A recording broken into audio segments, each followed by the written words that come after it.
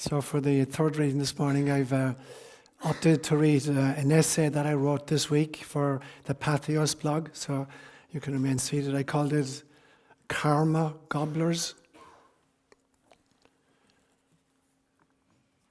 The litany is depressing: violence, war, genocide, greed, crusades, inquisitions, pollution of our air, water, land, and food.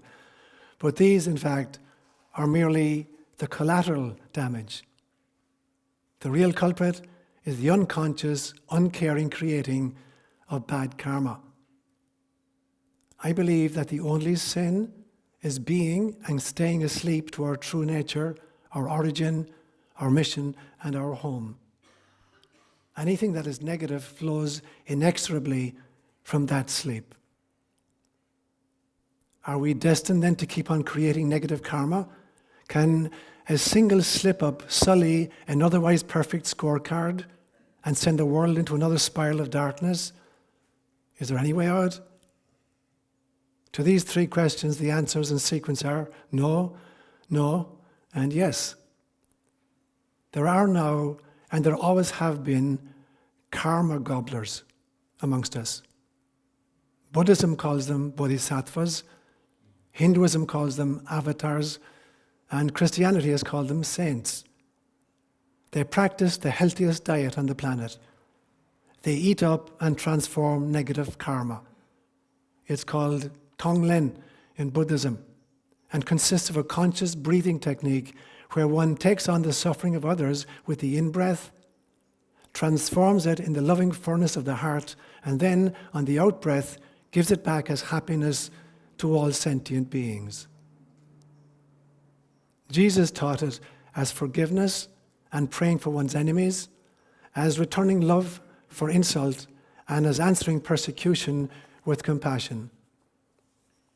He taught it by inhaling a history of intertribal warfare and exhaling the good news that we are all equally beloved of the same Abba. As surely as turkey buzzards pick up carrion from the roads, thus clearing our freeways and convert it into tissue for their own bodies, these karma gobblers sanitize our psyches and convert our tragedies into love affairs. Would you like to become a card-carrying karma gobbler? If so, I suggest 5 practices. Practice number 1, forgive, not from your lips, but from your heart. Forgive personal, familial, tribal, and national insults. Practice number 2, tell yourself better stories. And stories come in 4 basic flavors. The first flavor is your identity, which is the story you fashion from a very tiny sample of the trillions of experiences you've had in this life. Simply pick a different sample. There is no need to make them up. Just choose more carefully, more lovingly. It's never too late to have a happy past. The second flavor of story is history, the selective memories of the tribe or the nation. Mostly, these are a non-representative sample that portrays us as victims of others' aggression or as reluctant executioners in our just wars. The third flavor is cosmology, the stories we tell of our origin, evolution, and the purpose of the cosmos. Since the scientific and industrial revolutions, these have been wholly anthropocentric tales, which are becoming more and more godless, meaningless, and hopeless. They speak of nature as a brute, which we are entitled to conquer and pillage, until some future generation starves in the ecological desert we create and choke on the toxins we produce. Isn't there a happier cosmology lurking somewhere? And the fourth flavor is called theology, which is the account of our relationship with the gods. By and large, these accounts have resulted in dogmas that promoted the narcissistic agenda of the aristocracy by invoking totally invented divine decrees to back up bloodlines and dominion. It really is pathetic. Court historians and prophets of the status quo together with a priesthood designed to deliver a large, docile base for the pyramid of power, privilege, and prestige.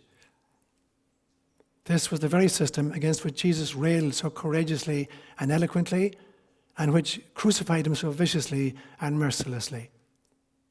Surely we can come up with a better theology than this. Have I confused you with my subpoints? I've just completed practice number 2, storytelling. So here is practice number 3. Try to make as many people as possible smile today.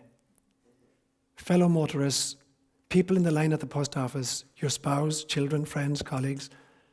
Physiologically speaking, it takes far fewer facial muscles to smile than it does to scowl.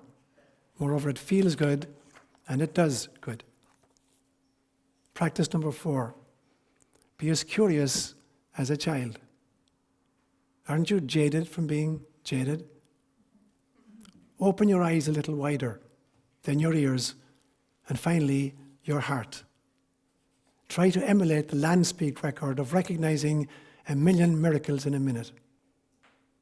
This creates a paradoxical rush that leads to a still, silent serenity. A few nights ago, I was awakened by the sound of the full moon. I had no idea what time it was. I got out of bed and went to the window. My home is on the edge of a 500 feet high cliff. 100 feet below me, a long, fluffy cloud was settled comfortably into the valley of Pina Creek. The moon had painted it silvery white and had projected the silhouette of my house onto the lawn next to the labyrinth. Then it airbrushed some of the color back into the dark shoulder of Bald Mountain across the valley. How many miracles do we need in order to wake up? How many hints do we need in order to remember? How many ahas do we need before we become enlightened? And practice number 5, talk to a tree. Better still, listen to a tree. You can do this vibrationally through your hands or telepathically by softening your gaze and your heart. You will find it is quite easy to become fluent. The future belongs to Karma Gobblers because they are the ones creating the future. They are the new species that will inherit the planet, just as Jesus promised. Sign up today.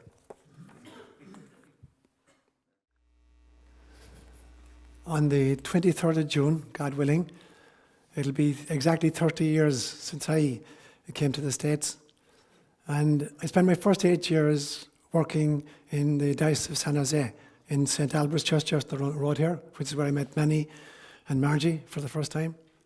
And I always remember, Don, I always remember one of the very first homilies I gave, I shared a story that had just happened to me that morning in the shower. And I spoke about it in the homily.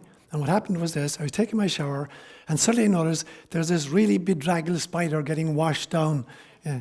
So I put my foot over the drain to make sure he didn't get washed down. I turned off the shower, and I picked up this creature, this long-leggedy creature just totally dripping with water. And I went outside, and I took a piece of toilet paper and set him down on it to try to soak the water out of him. And then I put it on the windowsill where the sun was streaming through, and I watched him. And after about 2 or 3 minutes, as the water was being soaked out of him, he began to stir, and within 5 minutes, he scampered away. I was telling that story, and exactly a week later, one of my parishioners came and says, you know, you talked about this spider that you saved last week? He says, I have a similar story. I said, great, what happened? He said, yesterday morning, I was outside in the shower, and then all of a sudden, I see this yellow jacket, and he's getting washed down the gully. So I put my foot down to save him, and I turned off the shower, and I picked him up, and the bugger stung me. And he said, I said, okay, I'm going to forgive him. So I got out of the shower, just like you told me, got a piece of toilet paper, put him up in it, and slowly by slowly, it absorbed it. So then I took him out, and there was a skylight in my house opening up onto the roof, and I put him out onto the roof and closed it back down, and about 2 seconds later, a bird came and ate him up. I said, well, instant karma.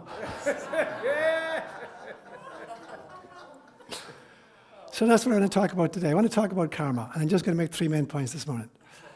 I'm going to say, what have the great wisdom traditions said about the notion of karma? And then secondly, I'm going to give you my own hit, what I think karma is. And then I'm just going to unpack this little essay that I wrote for a few points.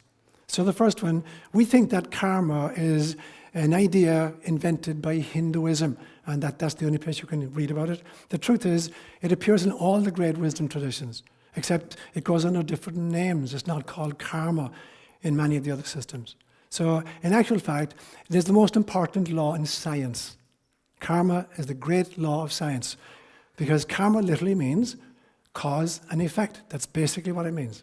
A cause has an effect. And so science, this is the basic law of science. That's how you discover anything in science. So science operates on the belief system that every effect has a previous cause, and that every cause has a subsequent effect. And there's only one exception according to science. There's only one effect that didn't have a previous cause. Alfred, the Big Bang. Okay. According to science, there's only one effect that didn't have a previous cause, a Big Bang. There was no cause. Nobody can figure out what happened. And according to science, the cause always comes before the effect. But even that's not actually true. There's a lot of great ESP research going on at the moment which is showing that sometimes the effect comes before the cause. But that's another homily. I won't bore you with the details. Think about it for a minute. There's evidence that sometimes the effect comes before the cause. But that's for another day. So science has a notion of karma, literally cause and effect. All the great wisdom traditions then have their own versions of this cause and effect modality. So Hinduism is the one we normally think about. So according to Hinduism, the notion is that every action has a consequence, and we have to pay for it or get rewarded for it. And so to make that possible, there are future lifetimes. So they have this notion of reincarnation, that there are future lifetimes in which we deal with the consequences of the previous lifetimes we've lived. And they introduced the notion of transmigration of souls, that you could really get punished for living a bad human life by being incarnated next time around as a cockroach. And they used it to justify all manners of social inequalities. So it was used to justify the caste system in India. Somebody is born into the untouchable caste, it's because of previous lifetimes. And so there's no need to try to help them out. So it justified a whole bunch of social inequalities. Now, when you really understand it, it's very, very different. But the man in the street, very, very often, that was the notion of karma. You didn't interfere in people's lives through charitable giving or whatever, because, they're creating karma for themselves and they're dealing with the results of previous karma. Judaism had its own notion of karma. And if you understand again that karma is just cause and effect, so for some reason, Judaism believed that they were God's chosen people. And so they're chosen by God. But there's a covenant made with this God. And so they had this notion as well that there's a group karma, that it's not just individual karma, but that the entire tribe has karma. And so if one person in the group, breaks that, everybody is guilty. In theology, that notion is called the corporate singularity, that one individual in a team sins, but the whole team is guilty. Now, if you playing a football game and some guy misses an open goal, misses a penalty shot, the whole team is punished that the guy missed the penalty shot. And so the notion that a whole group is punished for the mistake of one or a small group. Now, certainly, every colonialist power is going to have to deal at some stage with its group karma. So even if you're an individual person trying to live a really good, holy, compassionate life, and you're part of a culture that's colonialist and is bombing people at the other side of the world, at some stage, we as Americans, as all previous colonialist regimes have had to do, we're going to have to deal with that karma as a nation. Even if individuals among us eschewed those kinds of actions, we're still part of a culture which perpetrated those actions, and we'll deal with them. And every colonialist regime has had to do that in the past. So it becomes really important for us to try to make sure that we put pressure on leaders to live internationally as we would like them to do. So that was a great insight of Judaism, that there's a group karma and not just an individual karma. Christianity came up with its own version of karma. And so according to Christianity, initially, the Jews disappointed God by not recognizing the Messiah he had sent them. And so God withdrew his love of the Jews, and he gave it to Christians instead. And we are the new people. And the Catholic Church went one better, so the notion that extra ecclesiam nulla est salus. Not only are we the new chosen people, but there is no salvation outside of the Catholic Church. And so they give us a whole bunch of rules. Don't miss Mass on Sunday. Don't eat sausage on a Friday. Keep the commandments, And so you keep those. And then they'll tell you who's going to get to go to heaven and who's going to get to hell. And God will just rubber stamp it. Whatever you bind on earth, I'll consider bound in heaven. So the Catholic Church's version of karma was that, this is a vale of tears. We're meant to suffer here, but the rewards and the punishments are in the afterlife, and we'll decide who gets up and who gets down. That was the Catholic version of karma. There's a Protestant version of it, which is a kind of revisiting of the Jewish model. And in the mainstream Protestant version, it was that, so in Judaism, the ideal person who beloved of God was Jewish, male, healthy, and wealthy. The Protestant version of that was the ideal person was a WASP, white, Anglo-Saxon, male, and Protestant. And if you were that, you were really, really beloved of God. And not only that, there was a bonus, because then you got to go to heaven in the afterlife. So you were rewarded in this life by being very, very, very rich and famous, and white and male, and Protestant. So that was their version of it. Then you had this really sick version of Calvinism, John Calvin's version, that it's a rigged election, that there is no karma in Calvin's model. There is no karma. God creates two kinds of souls. One group of souls whom he has predestined to get to heaven. No matter what they do, they're going to get to heaven. Another group of souls that he's predestined to go to hell. It doesn't matter what they do, how lovingly they live, they're predestined to go to hell. So there's no karma whatsoever. There's this just sick divinity, playing cops and robbers and creating two kinds of souls. One to be punished eternally and one to be rewarded eternally. So you find the notion of karma in all the great wisdom traditions in one guise or the other, if you understand that it just merely means cause and effect. So that's my first point. The second point then, I want to look at my own version of what karma really might be. So Jesus makes a very interesting statement at one stage. He says, "You shall be held accountable for every idle word." Now, the notion you have when you listen to this, oh my God, God is some kind of a cosmic CPA. He's up there recording everything that happens on there. He's going to punish it or reward it. That's not what Jesus has in mind whatsoever. When Jesus makes this statement, "You shall be held accountable for every idle word," he's talking about the reality. It's not about apportioning blame. It's about unearthing causality. And Jesus realizes that every thought, every word, and every action has power and has consequences. It's not that God is going to punish one group, and reward the other group. It's that the actions themselves and the thoughts themselves and the spoken words themselves, they have a power and a consequence. They go out into the universe intergenerationally and create knock-on effects. So Christ is saying, be very, very careful. Not just of what you say, or even not just what you do, but even what you think about, because thoughts themselves create reality. And so when you look about it, depending on the level at which we find ourselves, in the creation, there are subtler levels of creation and denser levels of creation, and human beings are somewhere in between. So rocks are a very dense level of reality, and angels are a very subtle level of reality. Human beings are someplace in the middle, a little bit dense and a little bit subtle. So we experience then that three different levels of karma. There's karma which has immediate consequences. Like, for instance, you jump off a 6-story building, you're going to break your leg. If you're lucky, kill yourself if you're not. That's immediate karma. It's going to happen immediately. There's kind of long-term karma that's going to visit you later on in a lifetime. Like, you continue to eat, at Burger King, 3 meals a day for the next 15 years, and in 20 years' time you find you've got diabetes. So it's karma. It took you 15 years before the body actually created the diabetes, but it's obvious it was going to happen at some stage. So it's kind of long-term karma. And then there's a third level of karma, which goes from lifetime to another. So events of one lifetime have to be dealt with in a consequent lifetime. So you find these three different levels of karma. And it depends a lot on the density in which you're operating. So because of the tiny little human brain, and because that we live in a planet where darkness and light are almost equally balanced, it would be very, very dangerous to give human beings the ability to instantaneously translate a thought into an outcome. Very dangerous. Every time you were on the freeway and somebody cut you off and you said, "You bastard, I'll kill you." So the whole freeway would be littered with dead bodies. If every time we had, a negative thought, it got translated into actions. So gracefully and gratefully, we live in a planet where there's a big, big time lag between our thoughts and the outcomes of our thoughts.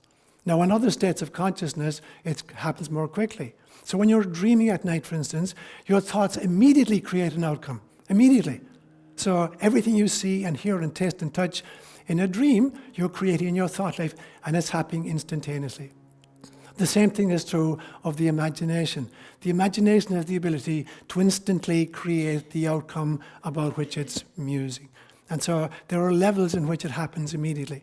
When we graduate to subtler levels in deep meditation or, in the afterlife, what happens is, if we're really compassionate, loving beings, we have the ability to instantaneously translate a thought into an outcome. And so part of the joys of the afterlife, I believe, is that literally you can create a universe to your own liking, literally by thinking it. You can be in a location merely by thinking about a possible location. So there are levels between these things, subtle and devious ones. Now, I think we constantly mix up karma, fate, and destiny. We use these as synonyms very often, but they're very, very different from each other.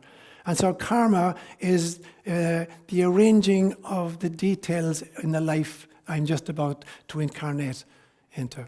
So we sit down with some kind of a heavenly mentor in the bardo state, in the life between lifetimes, and we plan our next lifetime. And we come in with this amnesia created for us for who we really are. And we only know three things definitely as we come in. As we volunteer to come in and say, yes, send me in. There's only three things we know, definitely. We know our own track record in previous incarnations. We know our strengths and we know our weaknesses. And we know the strengths and the weaknesses and the previous history of all the significant players with whom we're going to come in. People who are going to be significantly related to us in this coming incarnation. So that's the first thing. We know the track records of all those, including ourselves. And secondly, we know exactly the state of the world into which we're volunteering. There are no surprises. Say, oh my God, I can't believe that this is happening. You knew that this was the kind of world you were coming in. And the third thing you knew was your mission. What is your purpose? What are you coming in to do? They're the only three things we know because of the amnesia. And we come in here, unfortunately, even those three things we tend to forget. And so that's what karma is, the creating of a system into which we are volunteering to come. Faith is the realization upon awakening when we're little kids at some stage, and we look at the situations which we find ourselves. That's faith. It's the realization that we got precisely the hand we planned. But most of us don't know that. So we cursed it that we were born into a poor family, or that we didn't have a genius IQ, or that our skin color was the wrong color, or our sexual orientation was the wrong sexual orientation. And we begin to curse our luck without realizing you got exactly the hand you planned. So karma was planning the hand, faith was being born with that hand. And then destiny is how you play that hand. So you're going to create an outcome based on the arrangement with which you came in and the realization that this indeed were the cards I were meant to play with. So that's my understanding of the difference between the three pieces. There's a system in our schools here which I think is really beautiful, where if a child is having difficulties academically, for a variety of reasons, there might be dyslexia or something like that, where the school psychologists and the teachers and the parents will get together and they'll create what's called an IEP, an individualized educational program, which is dedicated to answering this child's needs and this child's talents. Now that's precisely what karma is. Karma is an IEP for every single soul. It's an individualized educational program that we signed up for because it's exactly what we need in order to progress in the way we want to. And then there's this notion that karma is some kind of a wheel. It is a wheel, but there's two kind of versions of a wheel. Imagine a wheel. If I were to stick an axle in that wall and suspend a wheel in it and just spin the wheel aimlessly, it would go round and round and round and round and round, but it would never get anywhere. So there's some people who think that that's what karma is, that we just go round and round, we repeat the same stuff again and again and again and again, and we can't get off it. That's only one version of the wheel. You take that wheel and you put it under a cart, with another wheel. And now every time the wheel goes round, you're getting nearer your destination. So there's two kinds of wheels. I do not believe in this kind of a karmic wheel that is sitting on the wall, suspended on an axle, and that no matter how hard we try, we're still going to get stuck. That somehow, no matter what kind of progress we make, we're going to make a mistake at some stage and we're back to square one again. Do that for a moment. We're sitting in a cart, being pulled by the Spirit, and every time the wheel goes around, we get nearer our destination. Now, the more mindfully we do it, obviously, the better that is. So that's the kind of second point. There's a second part to the second point, however. Because I think that not only do human beings have and generate karma, I believe that God has karma and that God generates karma. And let me explain that. There's this beautiful statement in Matthew's Gospel where Jesus says, you must be perfect as your heavenly Father is perfect. Now, I love what Ria did this morning with this reading, where she changed the word father to mother, because Jesus is speaking in Aramaic, and the word that he's using in Aramaic is awon, and awon is not a gender-specific noun. It literally means birthing principle of the cosmos, that which brings all of creation into being. So to call it a father, and to believe somehow that is a male figure is meaningless. So swapping pronouns is very important so that we don't get stuck on the notion of a male figure as a God. But what Jesus is saying, this very interesting thing, you must be perfected as a one is perfect. Now the problem is that we don't understand what perfection means. And before I say that, I have to make the point that there are two aspects to the divine. There's a transcendent aspect of God, of which we can say nothing. That level, or that aspect is totally ineffable. There is no way we can put it into theology or even to words. We can experience it in mystical experiences, but we cannot articulate it. And then there's the immanence of God, how that transcendence, somehow comes through in its creation of that which is other to itself. So creation is the immanence of God. And creation, very obviously, is evolving. Now, the word that's used in the New Testament, which is translated into English as perfection, is the Greek word telos, T-E-L-O-S, from which we get the English words teleology. And telos does not mean a stainless steel sinlessness. That is not what perfection means. Telos means to be attracted toward a goal. An acorn has telos, because built into the acorn is everything it needs in order to become an oak tree eventually. That's what perfection means. It means to be committed to the purpose for which you incarnated. That's exactly what perfection means. And so in that sense, even God is in the process of perfecting itself. Not the transcendence of God, which is totally beyond our ken, but the immanence of God. God, as she expressed herself through creation, is very obviously an evolving phenomenon. And so even God is growing. Even God is generating karma. There's cause and effect to the evolution of the incarnated aspect of the divine. And the two greatest hallmarks of that evolutionary trajectory, which we've seen in this universe for about 13.7 billion years, and on planet Earth for about 4.6 billion years, is the evolution of two great characteristics. The first one is the evolution of self-awareness, and the second one is the evolution of compassion. So self-awareness is the dawning realization at a deeper and deeper level that there is only God, that everything that exists is simply God in drag, that everything that exists is just an articulation of the divine. That's what self-awareness is about. So rocks exist beautifully, and they're precious, but they have no awareness of their inner divinity. Plants are precious, but they have little appreciation of their inner divinity.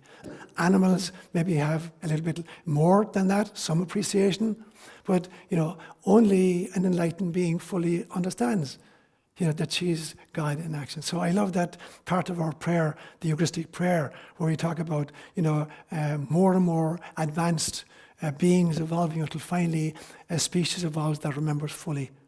And that's our job, to evolve until we remember fully that we are divine and that everybody else is divine. Everything we encounter is divine, whether it's a banana slug or a bodhisattva, that they're all divine.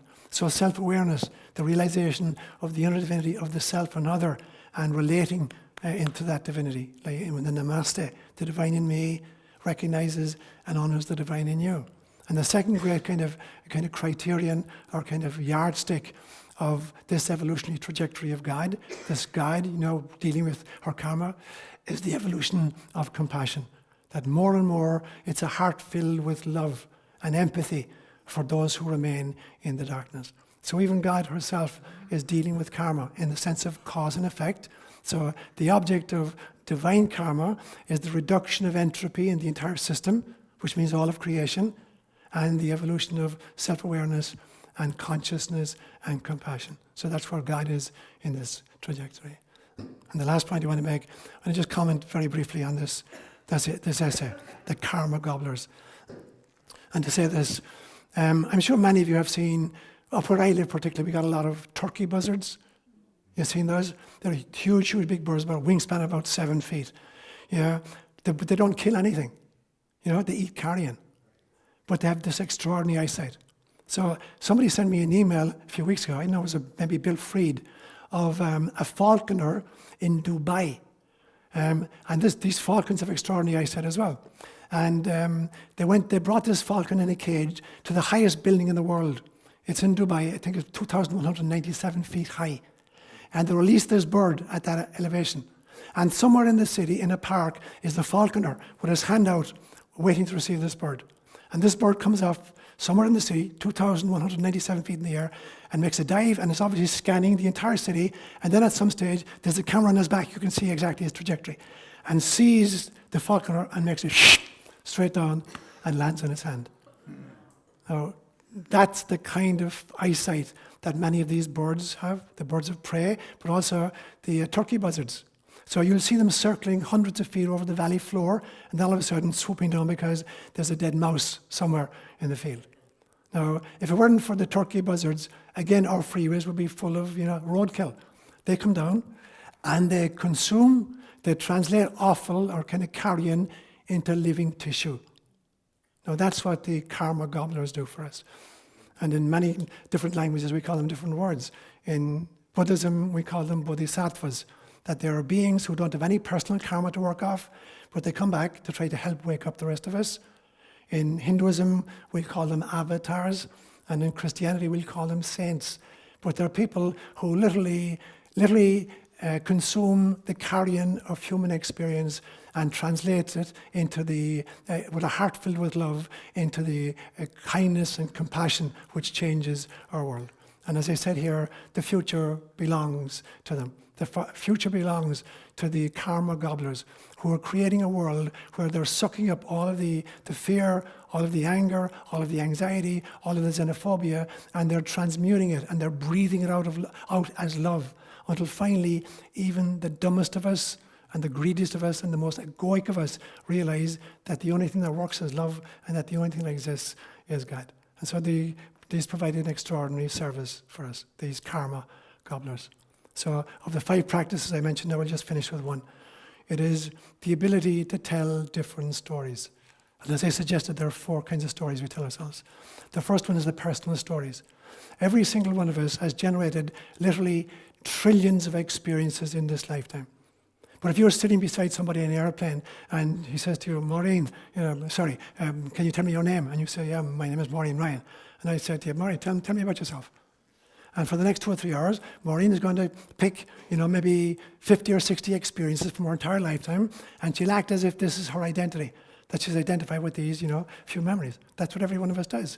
Our identity is composed of those memories which we've chosen to kind of cling tightly to, of all of the billions and trillions of experiences we actually have had. And for a lot of us, they're negative ones that paint us as victims and make us angry with people or depressed about life. It's a very simple thing. Just to go back to the memory banks. You don't have to invent stuff that's not there. You just have to pick out a different sample, and you find out that your identity changes because you are your memory bank. You are what you choose to put energy into. So change the personal story. If it's victimhood or anxiety or depression or fear, whatever, pick out different memories that show that you're a beloved child of God, a successful, talented child of God. The second level of story then is the story we tell ourselves as a tribe or as a nation. And again, very, very often, this national identity is predicated on a non-representative sample of the things that have actually occurred in our history. And very, very often, it's used to do 2 things: to make victims of us, everybody's against, they all hate us, or to justify us when we bomb other people. We're always the good guys when we do the killing, and we're always the victims when our people are getting killed. We need a totally different national myth, not just in this country, in every country. A myth that allows us to see all human beings as brother and sister. That's the second level of story to change. The third level of story we call cosmology. And cosmology is our explanation for how the universe originated and developed. And unfortunately, since the Industrial Revolution and the Scientific Revolution particularly, this is a cosmology which has been drained of all its colour and myth. It's become an anthropocentric story in which human beings have the right to despoil and to savage the planet, which is merely a resource for us to pluck.